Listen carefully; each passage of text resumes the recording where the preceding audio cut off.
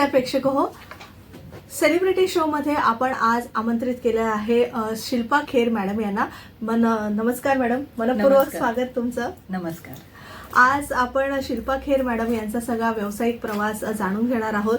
त्या सक्षम नागरिक मोहीम या NGOशी निगडीत आहेत आणि शाळातून सक्षम नागरिक घडवण्याचा उपक्रम त्या करत असतात आणि मार्गदर्शक त्यांचे लाभलेले आहेत त्यांना डॉक्टर अनिल काकोडकर सर. आणि या सगळ्या शाळेतील सगळ्या उपक्रमांचा आज किती काळाची गरज आहे हे त्यांच्या अनुभवातून आपल्याला कळेल आणि आज सगळा त्यांचा प्रवास आपण उलगडून घेणार आहोत आपल्या या कार्यक्रमाच्या अंतर्गत. तर मॅडम सुरू करूया तुमच्या परवानगीने. नक्की ना.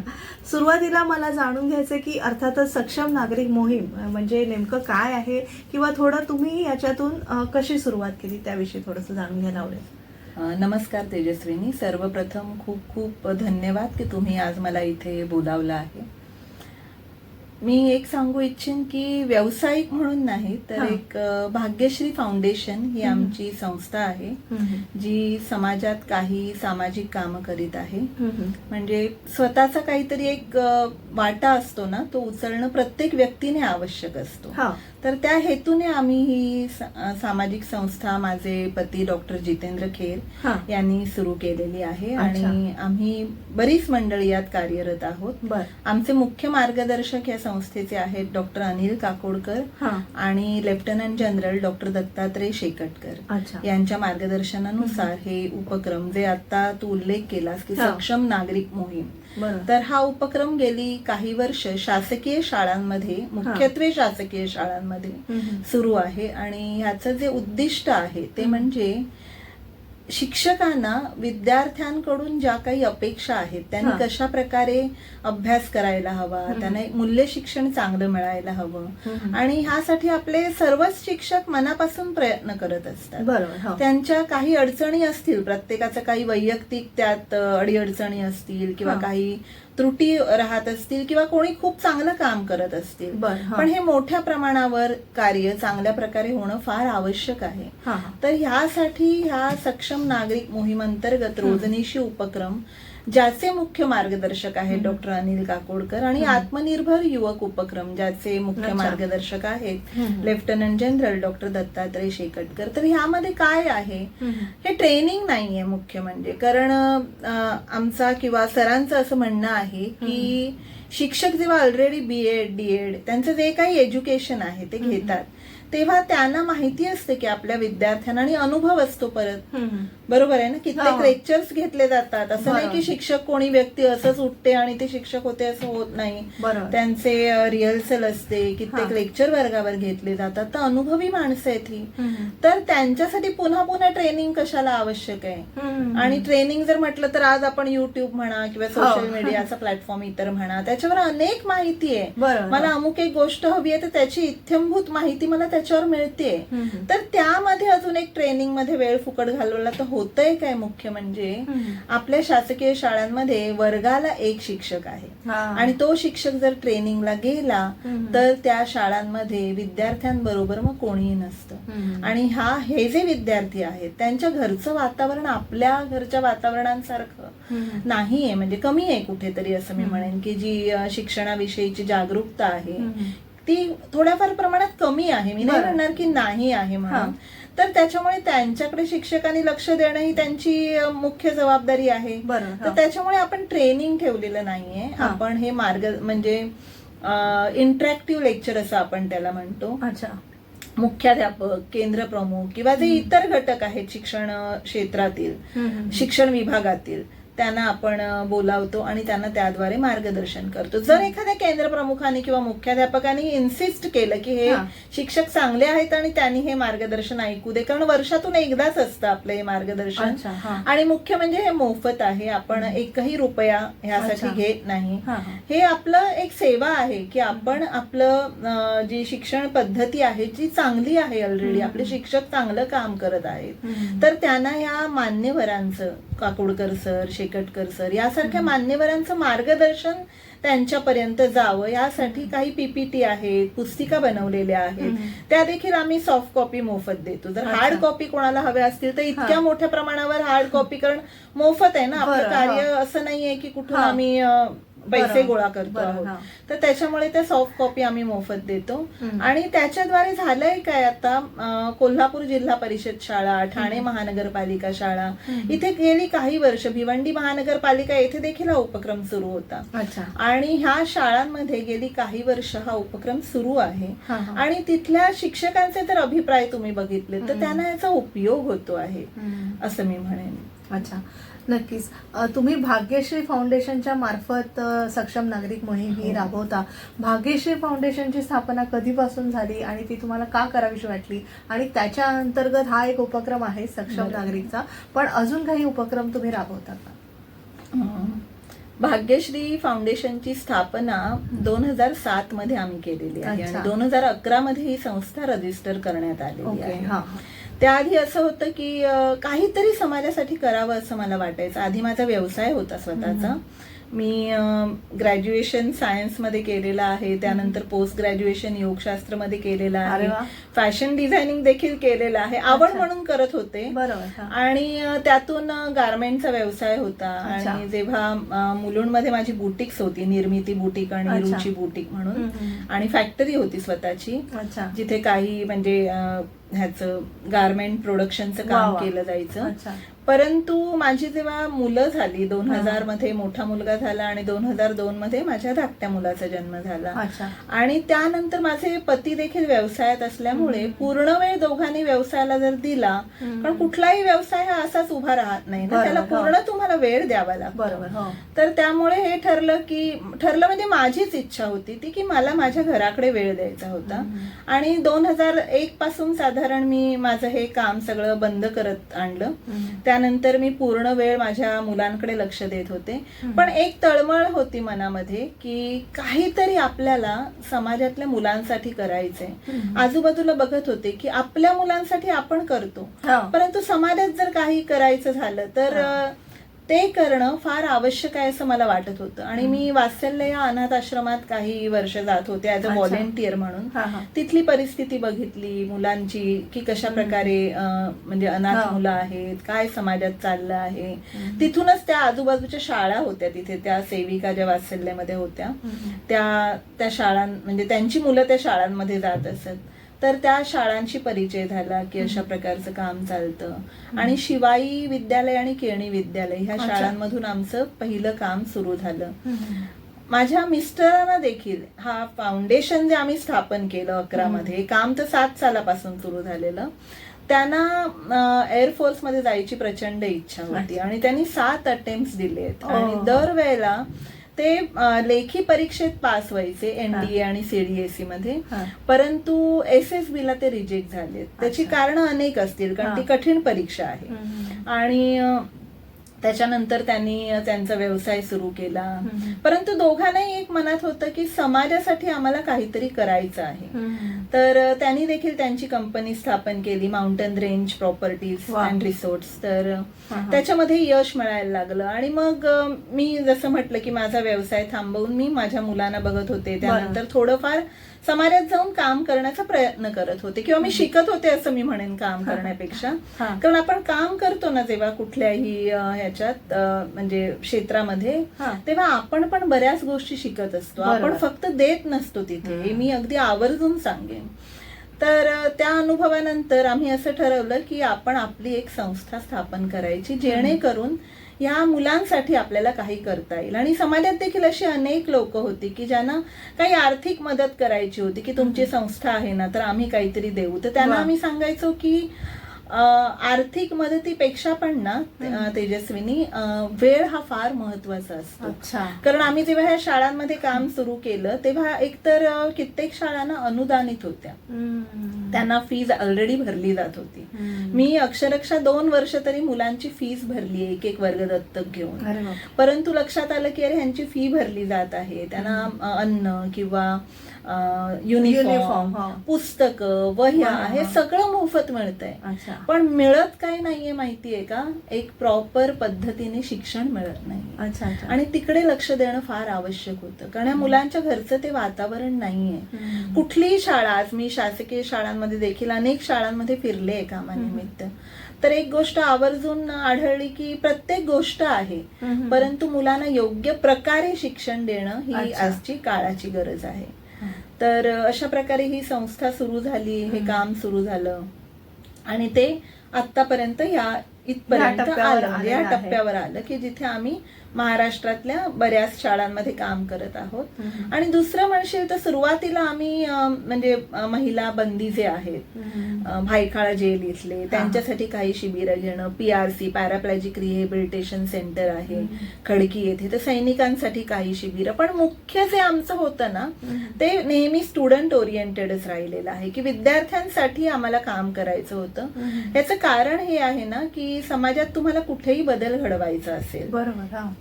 तर त्याचं मुख्य जे हे आहे, पाया जो आहे तो तुमच्या शिक्षणातच येतो. तुम्हाला चांगले इंजिनियर्स घडवायचे आहेत, तुम्हाला चांगले गृहिणी घडवायच्या आहेत, तुम्हाला चांगले म्हणजे डॉक्टर किंवा नर्सेस घडवायच्या आहेत, तुम्हाला चांगले वकील घडवायचे आहेत, राजकारणी घडवायचे आहेत, समाजकारणी घडवायचे आहेत. तर त्याचा बेस जो आहे ना, तो शिक्षणामधून मुख्य सुरू होतो. आणि म्हणून आमच्या फाउंडेशनचं जे हे आहे की education support power and wisdom, की तुम्ही एज्युकेशनला जर सपोर्ट केला, शिक्षणासाठी योग्य प्रकारचं शिक्षण म्हणजे काय की ज्यातून तुमची शक्ती जागृत होणं, तुम्हाला कळणं. नुसतं मी शिक्षण घेतलेलं आहे आणि माझ्याकडे ती पॉवरच नाहीये काही आवाज उठवायची, काही चांगलं काम करायची. मी केवळ आपलं म्हणजे झापड लावलेल्या बैलासारखं म्हणा किंवा व्यक्तीसारखं फिरते, तर मग किंवा मी छोट्याशा कारणाने निराश होऊन आत्महत्या करणार आहे, तर मग त्या शिक्षणाचा उपयोग काय? किंवा मी दुसऱ्यांवर जळफळणार आहे, मी स्वतःला कमी लेखणार आहे. तर जे संतुलन देऊ शकत नाही ते शिक्षणच काय कामाचं? शिक्षणामधून तुम्हाला संतुलन मिळणं फार आवश्यक आहे, मानसिक संतुलन मिळणं. अर्थार्जनाचं एक आपण बघतो, परंतु आपण हे बघतो का की समाजात पैसे मिळाले आहेत म्हणून सगळी जण अगदी खुश आहेत? पैसे तर मिळत आहेत ना, पण मग आत्महत्या का होत आहेत, फ्रस्ट्रेशन्स का आहेत, नैराश्य का आहे? तर ह्या सगळ्याचं मूळ आहे की शिक्षणामधून एक संतुलित व्यक्तिमत्व तयार व्हायला हवं. तर त्यावर आपण मेन फोकस केलं नेहमी आणि त्यासाठी आपण सपोर्ट करतो आणि त्यामधून हे कार्य सुरू आहे, म्हणजे ह्या भावनेने सुरू आहे.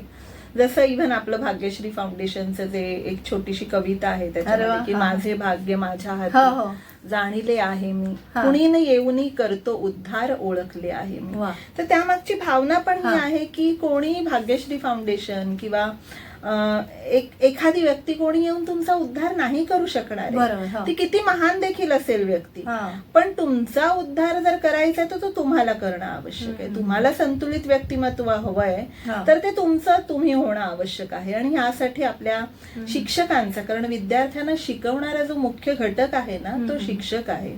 आम्ही किती जरी, आता हे आपलं आजचं जे सेशन आहे किंवा इंटरव्ह्यू आहे, तुम्ही जरी शाळेमधून दाखवला तरी विद्यार्थ्यांना किती कळणार आहे तो? शिक्षकांना कळेल, विद्यार्थ्यांना किती कळणार आहे? विद्यार्थ्यांना घडवणारा मेन घटक हा शिक्षक आहे आणि त्यासाठी आपण शिक्षकांसाठी सक्षम नागरिक मोहीम हे काम करत आहोत. तुम्ही जर फाउंडेशनच्या वेबसाईटवर पण बघितलं तर अनेक शिक्षक उत्साहाने यात सहभागी होत आहेत, कारण त्यांचा सन्मान ठेवला जातो आहे. मुख्य म्हणजे आम्ही त्यांना शिकवत नाही आहोत की तुम्ही 5वीला कसं शिकवा, तुम्ही 1लीला कसं शिकवा, तुम्ही 8वीला कसं शिकवा. काकोडकर सरांच्या प्रगाढ अनुभवाच्या द्वारे आम्ही त्यांना मार्गदर्शन करत आहोत की मुलांना लिहिता वाचता कसं यायला हवं, त्यासाठी तुम्ही काय करू शकता, मुलांनी एक चांगलं व्यक्ती कसं व्हायला हवं, किंवा मुलांनी एक critical thinking, organize thinking, creative thinking हे कशा प्रकारे NEPच्या ज्या नॅशनल एज्युकेशन पॉलिसी त्याच्या ज्या टर्म्स आहेत त्या कशा प्रकारे, कारण मुलांना तर कळत नाही ना की NEP म्हणजे काय आहे, त्याचे टर्म्स काय आहेत, ते नुसतं घोकून एक वेळ करतील एखादी गोष्ट, तर त्या सहज पद्धतीने कशा प्रकारे करायच्या. ह्यासाठी जो रोजनीशी उपक्रम आहे, मध्ये काही विचारायचंय तुम्हाला? नाही नाही, बोला ना. रोजनीशी उपक्रम आहे, त्यामध्ये आम्ही असं जनरली वाटतं की रोजनीशी म्हणजे फक्त डायरी लिहायची, ते नाहीये त्याच्यामध्ये. त्यात पण आपण 28 आठवड्याचा उपक्रम दिलेला आहे सरांनी आणि त्यामध्ये ह्या NEPच्या ज्या टर्म्स आहेत त्या पूर्ण करण्याचा आपण प्रयत्न केलेला आहे.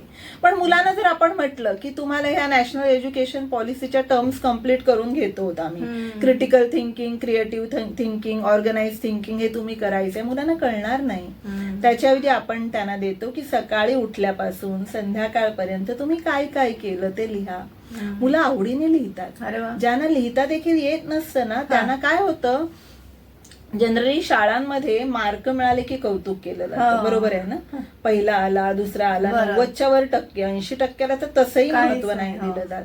मग ही मुलं जी आहेत ना, जी 50%, 60% मिळवणारी आहेत किंवा जी पास होण्यासाठी पण त्यांना कष्ट घ्यावे लागतात, ती ना बावरून जातात. त्यांच्या मनावर एक होऊन जातं की मी म्हणजे ढ आहे, मला काही जमणार नाही.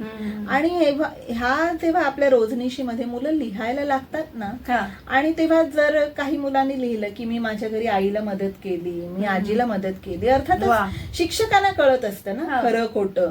किती जरी खोटं लिहिलं तरी शिक्षक ते पकडणार, आपल्याला नाही कळणार इथे बसलेलं. तर ह्या मुलांना काय होतं की अरे मी पण तर चांगली कामं करतोय, पण कौतुक त्याचं होतंय कारण त्याला लिहिता येतंय. परत ते ग्रुप आहेत आमचे, त्याच्यावर ते फोटो पाठवले जातात. नंतर आम्ही पुस्तिका छापतो त्या मुलांच्या, भाग्यश्री माझी रोजनिशी म्हणून, की त्यामध्ये प्रत्येक मुलांचं लिखाण येतं आणि ते सगळीकडे वाचलं जातं. तर तेव्हा ह्या मुलांना देखील एक इच्छा उत्पन्न होते की मी पण काहीतरी चांगलं करत आहे किंवा माझ्या देखील मनात काहीतरी आहे जे मला व्यक्त करायचंय.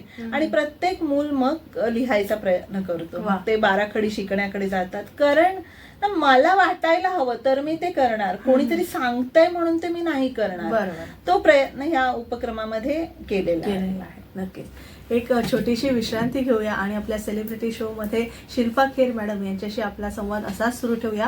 तुम्हाला वाटेल सेलिब्रिटी हा शो यामध्ये मॅडमना कसं, पण का त्याच्या मागचा उद्देश सांगते की असे काही व्यक्ती आपल्या समाजात असतात की ज्या आपल्या कर्तृत्वाने आपलं सगळं भावविश्व उजळून टाकतात, म्हणून मी त्यांना सेलिब्रिटी म्हटलेलं आहे. म्हणजे फक्त नाटक चित्रपट क्षेत्रातील सेलिब्रिटी नसतात, पण ह्या समाजातील सेलिब्रिटी शिल्पा खेर यांच्याशी आपण संवाद साधत आहोत. तर एक छोटीशी विश्रांती घेऊया, पुन्हा भेटूया. तुम्ही पाहत राहा आचार्य 90 FM ऑन रेडिओ.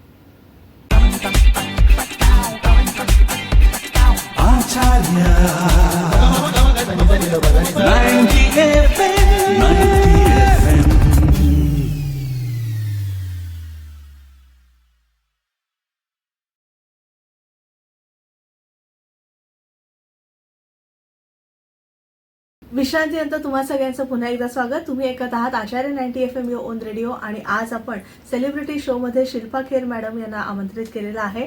भाग्यश्री फाउंडेशनच्या उपाध्यक्षा आणि सक्षम नागरिक मोहीम या दोन्ही उपक्रमांच्या त्या अध्यक्षा म्हणून काम पाहतात. मॅडम, जसं आपण म्हणालात की सगळ्या शाळांमध्ये शिक्षक शिकवतातच असतात आणि शिक्षकाला सगळे BEd आहे, MAd आहे, सगळे कोर्सेस सुद्धा होतात. त्यांना शिक्षक म्हणून कसं घडायचं हे सुद्धा प्रशिक्षण दिलं जातं. पण तुमच्या सक्षम नागरिक मोहिमे अंतर्गत जे उपक्रम तुम्ही राबवताय मुलांच्या दृष्टीने, तर म्हणजे शिक्षक घडवण्याचा तुमचा एक मानस आहे, तो नेमका कसा आहे आणि आत्मनिर्भर युवक उपक्रम ज्याविषयी यामध्ये नोंद आहे, तर त्याविषयी थोडंसं संक्षिप्तपणे थोडंसं तुम्ही सांगा. आत्मनिर्भर युवक उपक्रम विषयी सांगण्यापूर्वी मी थोडं मगाशी तुझ्या प्रश्नाकडे जाते की थोडं आमचं अधिक कार्य तुम्ही विचारलं होतं आणि ते मी सांगते आहे. तर अनेक शाळांमध्ये आपण विद्यार्थ्यांसाठी छोटे छोटे स्किट्स किंवा वक्तृत्व स्पर्धा, चित्रकला स्पर्धा, अशा अनेक स्पर्धा घेत असू आधी. आणि त्याच्यातून एक हे झालं की सैनिकी प्रशिक्षण किंवा सैनिकी प्रशिक्षण हा मोठा शब्द झाला, पण सैन्याविषयी थोडक्यात माहिती देणं फार आवश्यक आहे. कारण मी स्वतः पुस्तकं लिहिली आहेत, तर सैनिकांविषयी पुस्तकं लिहिताना हे जाणवलं की त्यांच्या ज्या प्रकारची मनोवृत्ती तयार केली जाते किंवा एक सैनिक जो तयार केला जातो, आपण रायफल शूटिंग किंवा हॉर्स रायडिंग ह्या गोष्टी बाजूला ठेवल्या तरी बाकी एक जी मनोवृत्ती तयार होते, तर ती मनोवृत्ती आपल्या विद्यार्थ्यांना ठाऊक असणं फार आवश्यक आहे. आणि NCC, NSS ह्या गोष्टी देखील आज महत्व थोडं कमी होतंय शाळांमध्ये. सगळा भर असतो तो म्हणजे मूल क्लासेसवर. 8वी सुरू झाली की मुलाला क्लासेस सुरू होतात. त्याच्यामुळे ते जे वय असतं ऍक्च्युली ह्या गोष्टींचं जे जाणीव आहे व्यक्तिमत्व विकासाची किंवा सैनिकी व्यक्तिमत्वासाठी काय हवं, ती जाणीव यायला 7वी-8वी पासून सुरुवात होते. 1ली-2रीतल्या मुलाला तितकं माहिती नसतं आणि त्याच वेळेला आपले क्लासेस किंवा मार्कांचं टेन्शन हे सगळं सुरू होतं. तर त्यामुळे असं झालं की आपण आत्मनिर्भर युवक उपक्रम यामध्ये सुरुवातीला आपण असं घेत होतो की बेसिक मिलिटरी परिचय, आणि अच्छा. मेजर गावंड म्हणून आहेत ठाण्यामध्ये, अतिशय आता त्यांचं निधन झालं नुकतंच. हो. तर सर अतिशय आदरणीय असं व्यक्तिमत्व, त्यांनी आपल्या फाउंडेशन बरोबर हे काही लेक्चर्स घेतली की कशा प्रकारे एक सैन्यात जायचं असेल हो, तर भरती तुम्हाला कसं व्हायचं. मुलांना माहितीच नसतं बेसिक की आता टॅट्यू असला तर सैन्यात घेत नाहीत, किंवा कानात मळ असला तर तुमचं रिजेक्शन होतं. अच्छा. ह्या बेसिक गोष्टी माहिती नसतात, मलाही माहिती नव्हत्या, हा. सरांमुळे मला कळल्या. हा. तर त्याचं एक पत्रक सरांनी तयार केलं आणि ती माहिती द्यायची की तुम्हाला 50% वरती मार्क लागतात जर जवान म्हणून पण तुम्हाला, किंवा मुलींसाठी दुसऱ्या काही सर्व्हिसेस अवेलेबल आहेत का सैन्यामध्ये. आणि अक्षरशः शेकडोनी मुलं ती माहिती घ्यायला यायची. वा. अगदी उर्दू मीडियमची, मराठी मीडियमची, हिंदी मीडियमची सगळी मुलं यायची. हा. कारण एक प्रत्येकाला माहिती हवी होती सैन्याविषयी, सैनिकांविषयी, किंवा एक जॉब मिळावा म्हणून देखील येत असतील. पण ही मुलं माहिती घ्यायला यायची. आणि त्यानंतर डॉक्टर काकोडकरांनी हे सुचवलं की आपल्याला रोजनिशी मध्येच आम्ही त्याचा एक भाग ठेवला होता, पण सरांनी असं सांगितलं की आपण तो एक वेगळा उपक्रम करूया आणि एक अच्छा. म्हणजे सैनिकी अधिकाऱ्याचं आपण मार्गदर्शन घेऊया त्यासाठी. आणि त्यामुळे आम्ही lieutenant general doctor Dattatray Shekatkar यांच्या मार्गदर्शनाने आत्मनिर्भर युवक उपक्रम सुरू केला. वा. तर ह्याचं बेस काय आहे आत्मनिर्भर युवक उपक्रमचा, की विद्यार्थ्यांना सैनिकी व्यक्तिमत्व कळावं. बरोबर. हा. कारण आपल्या जर आपण सुरुवातीला सरांनी त्यात मेन्शन केलेलं आहे की संरक्षण म्हणजे देशाचं संरक्षण, राष्ट्रीय संरक्षण आणि राष्ट्रीय सुरक्षा वा. या गोष्टी काय आहेत. तर राष्ट्रीय संरक्षण कोण करतं? सैनिक सैनिक करतात. करतात. त्यामध्ये नागरिक म्हणून आपला वाटा अगदी नगण्य आहे. बरं. परंतु राष्ट्रीय सुरक्षा म्हणजे काय, तर या सुरक्षेचे आयाम दिलेले आहेत सरांनी त्या पुस्तिकेत.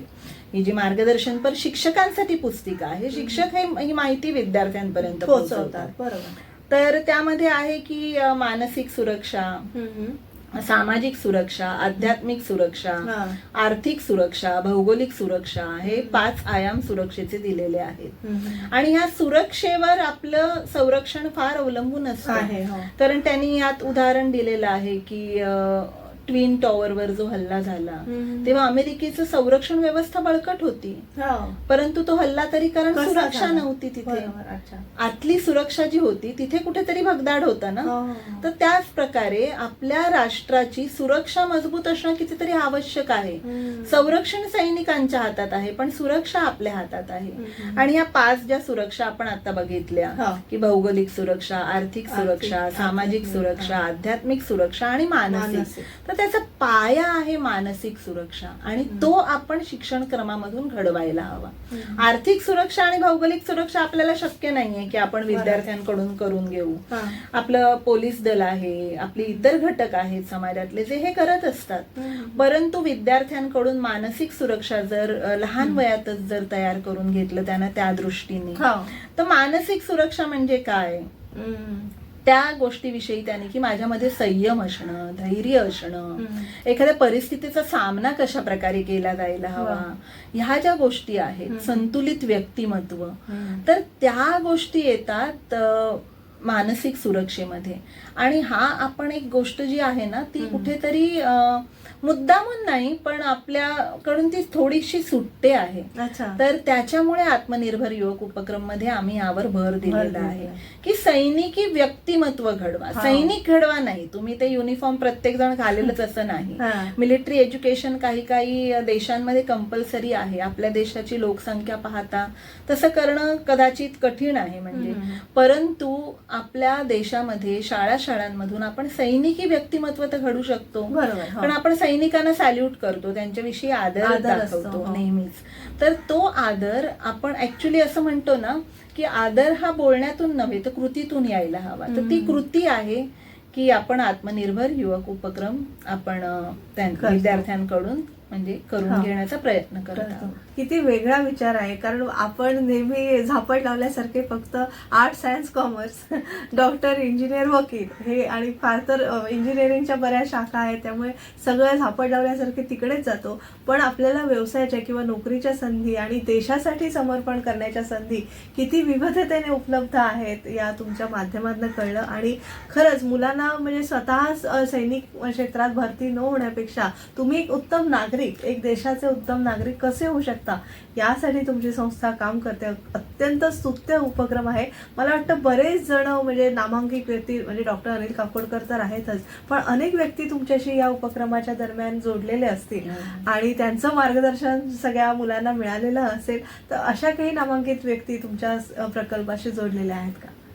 अनेक नामांकित हा. व्यक्ती आहेत. मी आता जर मुख्य जे आहेत आमचे मार्गदर्शक ते डॉक्टर अनिल काकोडकर सर, हा. आणि lieutenant general doctor Dattatray Shekatkar sir. हम्म. बाकी अनेक व्यक्तींनी लेक्चर्स घेतलेली वा. आहेत. मी एकाचं नाव घेतलं आणि एकाचं सुटलं तर हा. मी मुद्दामून घेत नाही हा, आहे. हा. परंतु सरांचं मार्गदर्शन हे इतक्या चांगल्या प्रकारचं आहे. आणि अनेक मी सांगू का तुम्हाला की शिक्षण क्षेत्रामधील म्हणजे आपले अनेक मुख्याध्यापक, हा. अनेक कुलगुरू वगैरे, हा, हा. किंवा आपले कमिशनर पासूनची लोक, शिक्षणाधिकारी पासूनची लोक, हम्म. सर्वांनी मदत केलेली आहे. वा. म्हणजे जेव्हा त्यांना हे पटलं की बाबा हा काही विनामूल्य आहे, इथे हा. कोणतं आर्थिक गोष्ट नाही आहे, बरोबर, हा. विद्यार्थ्यांचा किंवा शिक्षकांचा जो वेळ आहे त्यांना हम्म. शिकवण्यामधला त्याच्यावर कुठे याचा परिणाम होत नाही आहे. हम्म. आणि विद्यार्थ्यांचं व्यक्तिमत्व घडण्यासाठी, जसं आपण म्हटलं की आपण सैनिक घडवण्यासाठी पण प्रयत्न नाही करत बरोबर, आहोत, हो.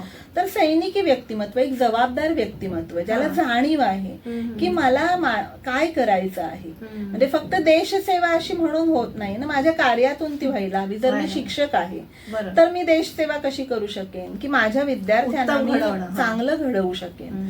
तर ह्या ज्या गोष्टी आहेत त्याच्याविषयीचं मार्गदर्शन आहे. आणि अनेक जण यात सहभागी होत आहेत.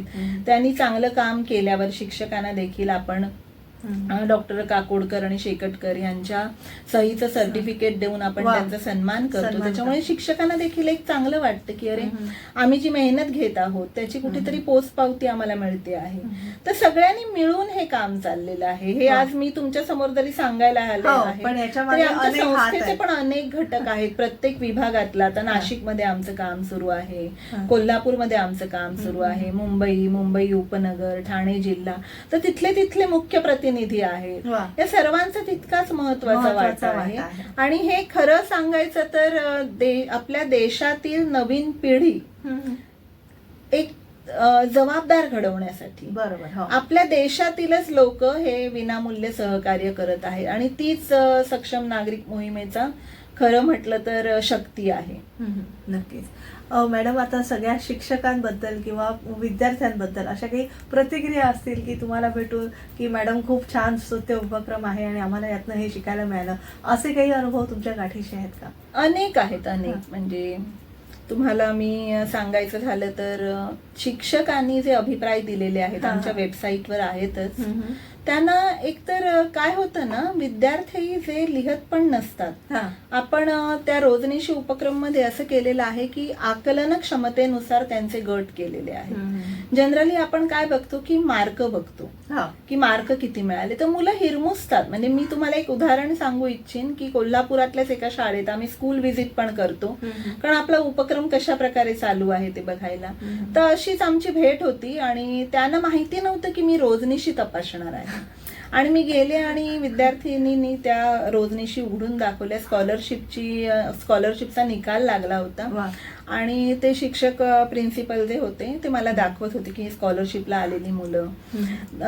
काय होतं ना, जेव्हा आपण स्कॉलरशिपला येणं चुकीचं नाहीये, पण अतिशय चांगली गोष्ट आहे, पण जेव्हा आपण त्या 4च मुलांची ओळख करून देतो तेव्हा बाकीच्या मुलांमध्ये कुठेतरी एक त्यांचं पण काहीतरी चांगलं असेल ना, ती पण गोष्ट ओळख करून दिली जायला हवी.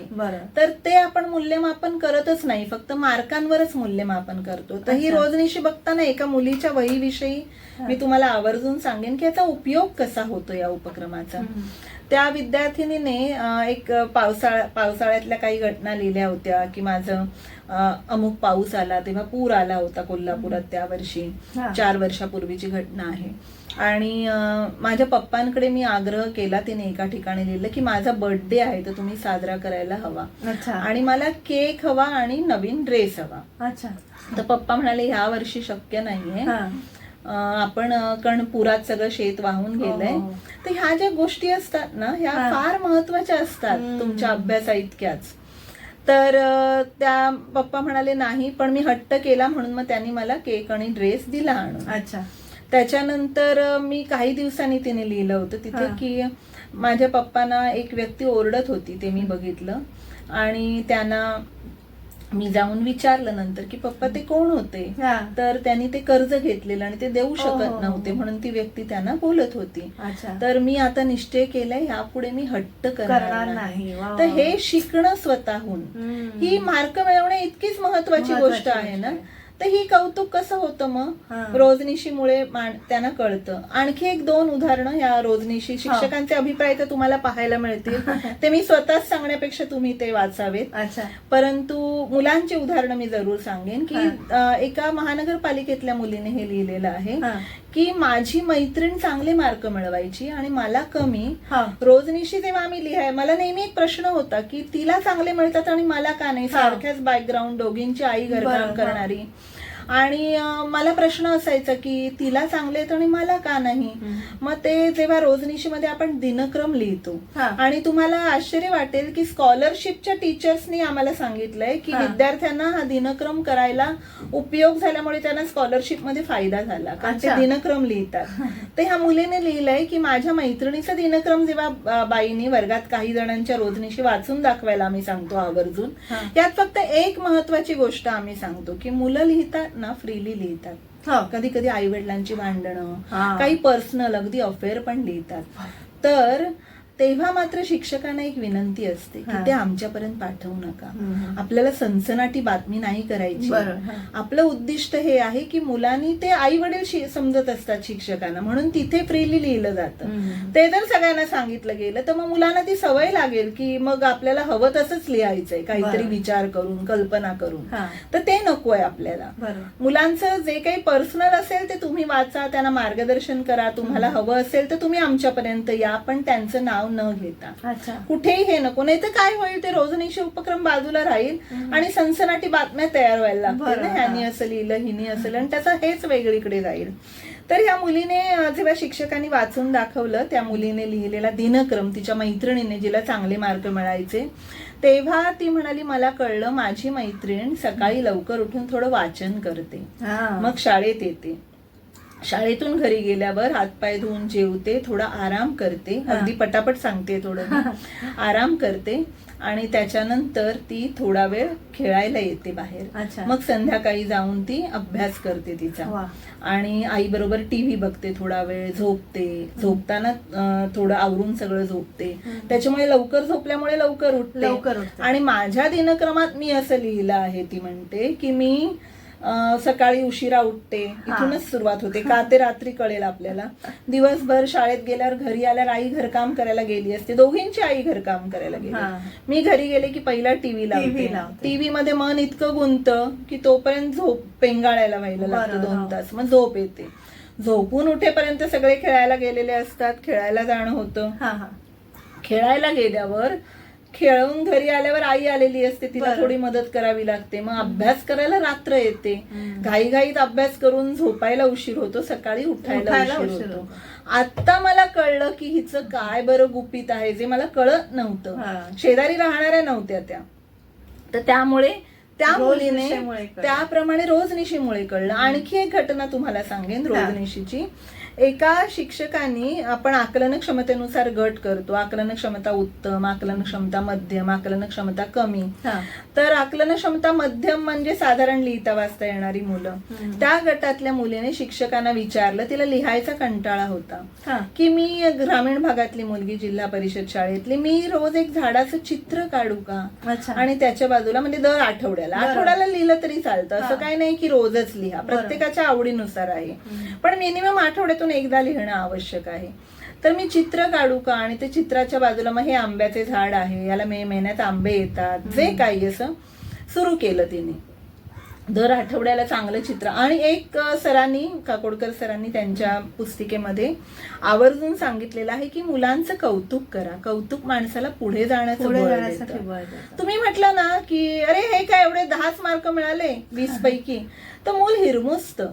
आणि तेच तुम्ही अरे 10 मिळाले ना, पुढच्या वेळेला अजून मिळतील तुला, 10 काही कमी नाही 20 पैकी, ते 12 मिळवेल पुढच्या वेळेला. बरोबर, मानसिकता समजून त्या सरांनी कौतुक केल्यामुळे ही मुलगी काय झालं, 2 ओळीच्या 4 ओळी, 4 ओळीच्या 8 ओळी आणि 2 पानं लिहायला लागली ती हळूहळू. कारण सराव लागतो ना. गाडी बघा आपण शिकतो कधी, तर गाडीला काय लागतो, पहिल्या दिवशी आपण क्लच आणि ब्रेक कळत नसतो. तीच व्यक्ती महिनाभराने सराईत गाडी चालवत असते. तसंच मुलांचं आहे, त्यांना लिखाणाकडे ते लिहत का नाहीत, कारण त्यांना आवडच नाही. लिहत नाहीत म्हणून ते वाचत नाहीत, तुमच्या लायब्ररी तशाच पडल्या आहेत. आपण जर मी जर आव्हान केला इथे, तुम्ही सगळ्यांनी प्रत्येक लायब्ररीला 100 पुस्तके किंवा एक पुस्तक द्या चला तुमच्याकडून, लोक देतील, नक्की देतील. पण आधी आहेत ना पुस्तकं लायब्ररीमध्ये, ती आधी वाचू दे ना, मग आपण दुसरी देऊया. तर त्याच्यामुळे काय झालं की त्या लिखाणातून, म्हणजे लिहिता लिहिता प्रोत्साहनातून तिचं लिहिणं वाढलं. आणि वर्षाच्या शेवटी त्या विद्यार्थिनीने आपल्या शिक्षकांना विचारलं की मला झाडावरचं पुस्तक मिळेल का हो. अच्छा. कारण ती लिहत होती ना, मग विचारायला लागली की बाबा जास्वंदीचे काय उपयोग आहेत, चिकूच्या झाडाचं काय, आंब्याच्या झाडाच्या पानांचे काय उपयोग आहे, ते काही माहिती मिळत गेली ना, मजा यायला लागली त्याचं लिहिताना, त्याविषयी लिहिताना. अशा प्रकारे मुलांना विविध विषयांमध्ये लिहायला. मग तुमच्या गावातलं एखादं प्रेक्षणीय स्थळ का असे ना, जिथे लोक येत नाहीयेत एवढी, म्हणजे लोकांना माहिती नाहीये ते, असंही बघितलंय अनेक तालुक्यांमध्ये की इतकी सुरेख स्थळं आहेत पण आपल्याला माहिती नाहीयेत ती. तर ती जर लिहिता आली, त्याविषयी जर चांगलं मुलांना दाखवता आलं, तर एक चांगला त्यांना जॉब सिक्युअर होईल तिथे. चांगल्या प्रकारे ग्रामीण भागात, जी शहरं आपण म्हणतो नुसती फुगत चालली आहेत आणि ग्रामीण भाग ओस पडत चालले, तर कितीतरी आहे ग्रामीण भागात असं, जे आपण ह्या माध्यमातून, म्हणजे आपला हा जो उद्देश आहे ना मुख्य, की आपल्या ज्या शासकीय शाळा आहेत तर त्या शाळांमध्ये चांगलं काम सुरू आहे, गरजू विद्यार्थी जात आहेत. कारण ज्याला जरा जरी परवडलं ना की तो प्रायव्हेट शाळेत घालतो. प्रत्येकाला आपल्या लेकरांनी चांगलं शिकावं अशी इच्छा असते ना त्याच्यामध्ये. आजकाल शासकीय शाळांमध्ये कोण घालतंय की ज्यांना अगदी परवडत नाहीये तसा वर्ग.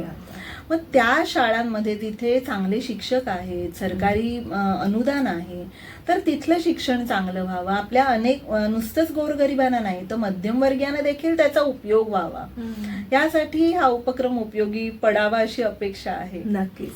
परत एक छोटीशी विश्रांती घेऊया आणि लेखिका शिल्पा खेर ह्या आपल्याला उलगडून घ्यायच्या आहेत आपल्या शेवटच्या भागामध्ये. तेव्हा एक छोटीशी विश्रांती घेऊया. तुम्ही एकत्र आचार्य 90 FM ओनली.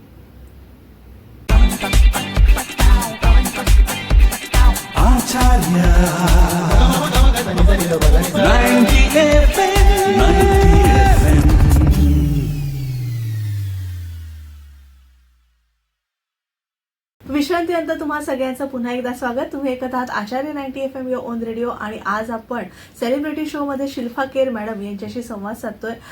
मॅडम सक्षम नागरिक मोहीम ही राबवतात आपल्या भाग्यश्री फाउंडेशन तर्फे. त्याविषयी आपण सगळं जाणून घेतला, त्यांचा आजवरचा प्रवास. आता एक लेखिका म्हणून त्या सिद्धहस्त लेखिका आहेत, कारण जवळजवळ 14-15 पुस्तकं त्यांची प्रकाशित झालेली आहेत आणि ग्रंथालय प्रकाशनातर्फे ती प्रकाशित झालेली आहेत. तर या सगळ्या हा सुद्धा एक वेगळी वाट आहे तुम्ही चोखण धरताय, तर त्याविषयी खूप उत्सुकता आहे. म्हणजे एवढ्या सकारात्मक आयुष्य जगत असताना एकीकडे तुमचाही हात लिहितात तुम्ही ठेवलेला आहे, तर त्याविषयी जाणून घ्यायला आवडेल. लिखाणाची मला आवड होती लहानपणापासून आणि मुख्य मी लेखिका असं मी म्हणणार नाही, कारण सायन्सची विद्यार्थिनी आहे, त्यानंतर योगशास्त्र केलं, परंतु मराठी भाषेचं ग्रामर मध्ये जरा कमी पडू शकते व्याकरणामध्ये. परंतु लिखाण हे यातून येत गेलं ना की मला मुलांशी संवाद साधायचा होता असं वाटलं, आणि त्याला हे माध्यम आहे. जर आपल्याला मुलांशी संवाद साधायचा आहे, आपल्या पुढील पिढीला आपल्याला काहीतरी सांगायचं आहे, आपलं अनुभव जे काही माझ्याकडे थोडेफार आहेत, बरोबर, तर त्यासाठी हे लिखाण हे माध्यम मला आवडलं आणि त्यातून मग एकदा लिहत गेले आणि त्यातून ते लिहिणं सुरूच झालं. ग्रंथाली प्रकाशननी देखील याला फार मोलाची साथ दिली. त्यांनी अनेक पुस्तकं माझी प्रकाशित केलेली आहेत, ज्यात यश म्हणजे काय ही जी एक सिरीज आहे. मॅडमने मला एक कॉपी दिली आहे त्याची. आत्ताच 3रा भाग प्रकाशित झालेला आहे 14 जुलै रोजी. आणि या कार्यक्रमाला आपल्या मुंबई महानगरपालिका आयुक्त अश्विनी भिडे ह्यांच्या हस्ते झालेला आहे. आपले वैज्ञानिक ज्येष्ठराज जोशी, डॉक्टर ज्येष्ठराज जोशी, डॉक्टर शरद काळे, पद्मश्री अश्विनी भिडे देशपांडे, राज्यसभा खासदार सुमित्राजी बाल्मिक आणि वॉर विडो असोसिएशनच्या अध्यक्ष दमयंती तांबे असे अनेक मान्यवर या कार्यक्रमाला उपस्थित होते. आणि जस्टिस मृदुलाताई भाटकर असे अनेक मान्यवर या कार्यक्रमाला उपस्थित होते. आणि हे पुस्तक जे आहे ते यश म्हणजे काय, तर ह्यामध्ये 1, 2, 3 हा 3रा भाग आहे. याला प्रस्तावना आपले संभाजीनगरचे कलेक्टर, संभाजीनगरचे आयुक्त माननीय अमोल येडगे सर यांची लाभलेली आहे. पहिल्या पुस्तकाला प्रस्तावना डॉक्टर अनिल काकोडकर यांची होती, यश म्हणजे कायच्या. दुसऱ्या पुस्तकाला प्रस्तावना मृदुलाताई भाटकरांची होती. तर यामध्ये मुख्य आपण शाश्वत यश म्हणजे काय, जनरली असं होतं की यश म्हणजे आपण असं म्हणतो की तुझा पगार किती आहे, तुझं शिक्षण किती आहे, तुझं घर कोणतं आहे, यामध्ये यशाचं मोजमाप होतं. आणि मग शिक्षणाकडे पण त्याच दृष्टीने लक्ष की पुढे किती पगार मिळणारी नोकरी मिळेल इथेच लहानपणापासून लक्ष असतं. बरोबर. ज्ञान घेण्याकडे कुठेतरी आपलं लक्ष जात नाही. त्यामुळे म्हणून आज आपण वाचन कमी होत चाललंय. कॉम्पिटेटिव्ह एक्झामसाठी फक्त आपण जे काही आहे तो अभ्यास करतो, त्या दृष्टीने अभ्यास करतो. तर ह्यामध्ये वेगवेगळे प्रश्न विचारलेले आहेत त्या मान्यवरांना. असं होतं की याचं उद्दिष्ट की यश म्हणजे काय हे यशस्वी व्यक्तीने सांगावं. मी जर सांगितलं की त्यागात यश आहे, कर्तव्य पालनात यश आहे, तुमचं गुरूंचं महत्व तुम्हाला कळायला हवं, भीतीवर मात करता यायला हवी, आपली संस्कृती आणि इतिहास जाणायला हवा, किंवा आपलं ध्येय कळायला हवं, तर ते मी सांगण्यापेक्षा हे यशस्वी व्यक्ती त्याविषयी काय मत व्यक्त करतायत ते विद्यार्थ्यांना त्यांची मतं ऐकायला वाचायला मिळतात. आणि त्यासाठी हे पुस्तक आपण लिहितो. त्याचप्रमाणे शिवाची शक्ती हे एक पुस्तक आहे, ज्यामध्ये सैनिकांच्या, पोलिसांच्या पत्नींची मुलाखत घेतली आहे. कारण प्रत्येक कुटुंब असतं ना, त्याचा घटक नवरा बायको दोघे मिळून असतात. अर्थातच मुलं, आई वडील हे सगळे आले त्यामध्ये. बरोबर. पण एक कुटुंब संस्थेमध्ये जर नवरा अधिकारी असेल तर त्याच्या पत्नीचाही तेवढाच वाटा असतो, आणि पत्नी अधिकारी असेल तर तिच्या पतीचाही तेवढा वाटा असतो. तर त्यामुळे आपल्या आर्मीचं किंवा आपल्या डिफेन्सचं किंवा पोलिसांचं काम कशा प्रकारे सुरू आहे, त्यांच्या पत्नी त्यांना कशा प्रकारे साथ देत आहेत, ते ह्या पुस्तकांमध्ये कुठेतरी त्यांच्या मुलाखतींमधून मांडण्याचा प्रयत्न केलेला आहे. आणि रामायण म्हणून एक पुस्तक लिहिलेलं आहे की रामायण हा अतिशय महत्वाचा, आपण महाकाव्य म्हणतो ना, महाभारत आणि रामायणाला महाकाव्य म्हणतो. मग आपल्याला किमान माहिती हवी, तर जात धर्म वगैरे सगळं जाऊ दे, पण आपली संस्कृती झाली ना ती भारताची. बरोबर आहे ना. तर आज त्याच्याविषयी किमान तुम्हाला माहिती हवी की काय आहे. नुसतं कथा नाही की राम सीता लक्ष्मण ही कथा नाही, आणि त्याच्यावर वादविवाद नाही की माझी मतं काय आहेत ते मांडणं नाही, तर त्यातून मला काय मिळालं शिकायला, त्यांचा स्वभाव कसा होता, कशा प्रकारे. जेव्हा रामाला सांगण्यात येतं की तुला उद्यापासून वनवासात जायचं आहे, आणि तो दुसऱ्या क्षणाला तयार होतो, राजपुत्र असून वनवासात, त्याच्याबरोबर त्याची पत्नी आणि भाऊ जातात, तर त्यामागची सायकोलॉजी काय आहे, विचारसरणी काय आहे, हे जर समजून घेतलं नाही तर माझ्या आयुष्यात एखादा अचानक प्रसंग आला तर मी नुसतं दुसऱ्याला नावं ठेवून त्याचा सामना नाही करू शकणार. हे विद्यार्थ्यांना कळण्यासाठी ही मी लिखाण करण्याचा प्रयत्न करते आहे. मी लेखिका नाही, पुन्हा सांगते, मी विद्यार्थ्यांशी संवाद साधण्याचा प्रयत्न करते आहे, आणि हा माझ्या कामाचाच एक भाग म्हणून हे लिखाण करते आहे. वा, तुमच्या सगळ्या उपक्रमांना खूप खूप शुभेच्छा आणि असंच खूप लिहिते राहा आणि नक्कीच आपल्या चांगले विद्यार्थी घडवत राहा. आणि शिक्षक तर तुम्ही घडवतात आहातच, तर तुमच्या भाग्यश्री फाउंडेशन आणि सक्षम नागरिक मोहीम या दोन्ही उपक्रमांना आमच्या शिक्षकांना आम्ही घडवत नाही नाही. आहोत. डॉक्टर अनिल काकोडकरांचं मार्गदर्शन आहे. आम्ही त्यांना एकत्र घेऊन काहीतरी चांगलं करताय. विद्यार्थी घडवण्याचं विद्यार्थी घडवताय शिक्षकांसोबत. सोबत. अच्छा, वा वा, खूप छान. तर दोन्ही उपक्रमांना आमच्या आचार्य 90 FM तर्फे खूप खूप शुभेच्छा आणि आज तुम्ही इथे आलात त्याबद्दल मनपूर्वक आभार. खूप खूप आभार तेजस्वी. धन्यवाद. तर प्रेक्षक हो, आज आपण सेलिब्रिटी शो मध्ये भाग्यश्री फाउंडेशनच्या vice president Shilpa Kher madam, तसंच लेखिका त्या म्हणत नाही स्वतःला, पण तरी सुद्धा त्यांनी 14-15 पुस्तकं लिहिली आहेत, त्यामुळे लेखिका हा स्टॅम्प त्यांच्यावर आपण देऊ शकतो त्यांना. तर शिल्पा खेर मॅडम यांच्याशी आपण संवाद साधला. त्यांची ओळख आपल्याला मनीषा कदम मॅडमनी करून दिली, तर त्यांचंही आपण आभार व्यक्त करूया. आणि एक छान मैत्रीण, एक छान सहकारी मला मिळाल्या, त्याबद्दल त्यांचेही आभार व्यक्त करते. आणि आमची ही मुलाखत तुम्हाला कशी वाटली हे आम्हाला आपल्या कमेंट बॉक्समध्ये नक्कीच अभिप्रायाच्या माध्यमातून कळवा. आणि पुन्हा भेटूया पुढील सेलिब्रिटी बरोबर पुढच्या सेलिब्रिटी शो मध्ये. तोवर मी तेजस्विनी आपली रजा घेते. धन्यवाद.